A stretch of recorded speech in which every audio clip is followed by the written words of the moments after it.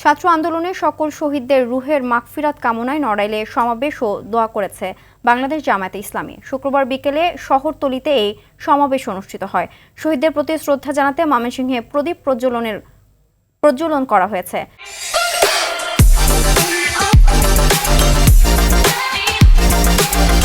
শুক্রবার নগরীর circuit house মাঠে হাজারো মোমবাতি জ্বালিয়ে এই কর্মসূচি পালন করা হয়। সাভার উপজেলার সাধারণ ছাত্র জনতার উদ্যোগে বৈষম্য বিরোধী ছাত্র আন্দোলনে নিহত শহীদদের স্মরণে শোকসভার আয়োজন করা হয়েছে।